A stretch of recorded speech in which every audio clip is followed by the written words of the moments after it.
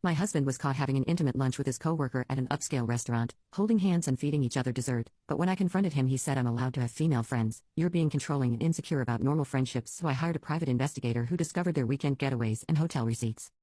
Thomas's investigation also revealed that Christopher had been using his company credit card to pay for some of these romantic expenses, including the resort weekend and several expensive dinners at upscale restaurants. This meant that not only was he cheating on me, but he was also potentially committing expense fraud by using business funds for his personal affair. Armed with this overwhelming evidence, I realized that Christopher had been living a complete double life. While I'd been working long hours at the veterinary clinic and supporting his career ambitions, he'd been building a secret relationship with Melissa and lying to me about virtually everything. I decided that if Christopher wanted to continue playing games and pretending that his affair was innocent friendship, I would expose the truth in the most public and devastating way possible. Christopher's investment firm was having their annual Christmas party in 3 weeks, and I knew that all of his colleagues, including his boss and the HR department, would be in attendance. I spent the next week preparing for what would be Christopher's complete professional and personal humiliation. I organized all of Thomas's evidence into a comprehensive presentation, including the hotel receipts showing expense fraud, photographs of Christopher and Melissa's romantic getaways, and a detailed timeline of their affair. I also discovered something that made Christopher's situation even worse. His company had strict policies about workplace relationships and required employees to disclose any romantic relationships with colleagues to HR.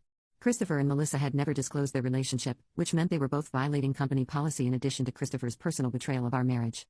The night before the Christmas party, I made my final preparations.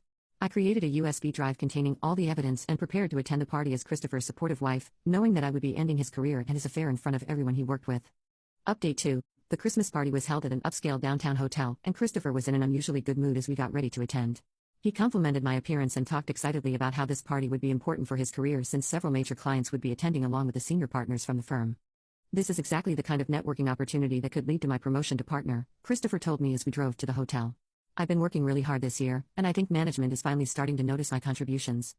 I smiled and nodded, knowing that his career ambitions were about to be permanently destroyed by his own choices. When we arrived at the party, I was introduced to several of Christopher's colleagues, including his boss, the HR director, and various other employees I'd heard about over the years.